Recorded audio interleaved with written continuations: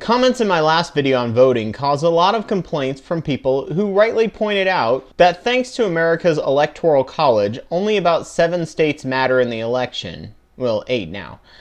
For those of you unaware of the Electoral College, instead of counting the votes of the people, the states are divided up into electoral districts, and if that district has a majority vote, they elect a delegate. That delegate then goes on to a convention and gets to vote for the new president. Sadly, if enough electoral districts are close enough, just because of the math, a president can win the popular vote but lose the Electoral College vote, just like what happened in 2000, at least on the official record. There is actually a good chance that may happen again in this election. To complicate the matters, many states have a winner-take-all delegate policy, so if the majority of the delegates go one way, even if it's by a slim margin, then the state gives all the delegates' votes to the majority candidate. This makes the Electoral College even more difficult to match the popular vote. So candidates will ignore entire states even if they have people who vote for them, because the majority in the state will ensure the candidate won't get a single vote from that state. Candidates plan their entire strategy around districts, not people, unfortunately, like a calculated game of chess, hitting swing states and districts they have a chance of swaying one way or another. Everyone else is ignored. The argument for the Electoral College that I find actually a fair point is that if it was all based on the popular vote, then a close race would require a recount of every single ballot by hand. In a nation of 300 million people, this is really expensive and time-consuming, and more elections could end up being decided by the Supreme Court.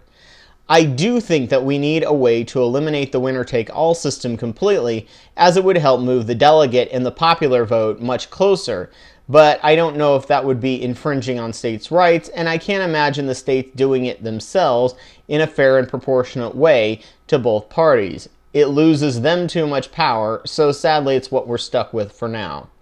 However, the president seems to be the only person anyone pays attention to when people are voting or arguing whether our votes count.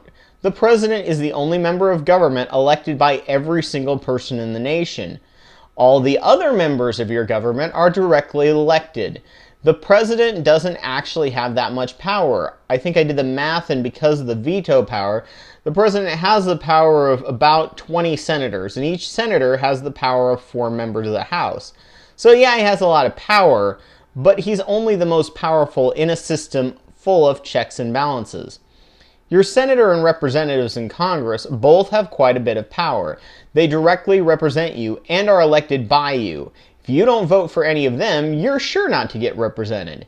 And senators are a possible pick for presidential runs, and representatives are possible picks for senators. So if you want a good president, start out by voting in the primaries for a good representative, where there is more choice and a wider range of ideas. Here's another thing the average viewer probably doesn't know, is that if the Electoral College is tied, the president is elected by the House. So that's fairly important, especially since we have a House that has a majority of Republicans at the moment. Moving down further the list of directly elected politicians is the governor and state representatives and senators, if you have a state or commonwealth that has a bicameral House.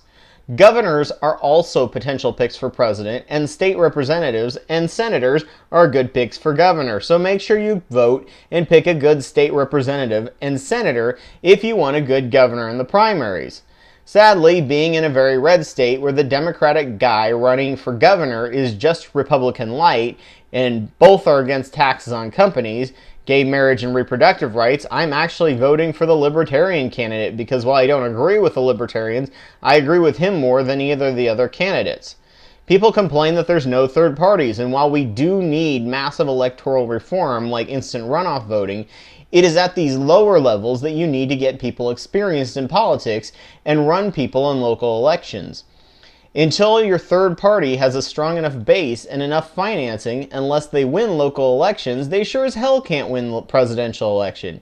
Yes, Gary Johnson has governorship experience, but the Libertarian Party is tiny and they can't even begin to compete with the Democratic and Republican on levels of experience.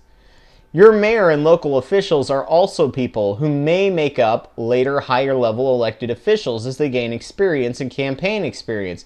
so keep an eye on them, though sadly most local officials just run an ad in the paper right before the elections and don't even have a website. It's difficult to do research on them, especially if you're like me and don't read newspapers and you get your news from other sources. Judges are another group of people you can elect that could end up on the Supreme Court. And lastly, your school board. Don't want creationism taught in your schools or textbooks changed to diminish Jefferson's impact on the world and give a whitewashed conservative version of history? Your local school board is an election most people don't even think about, but the Texas textbook rewrite sure woke a lot of people up.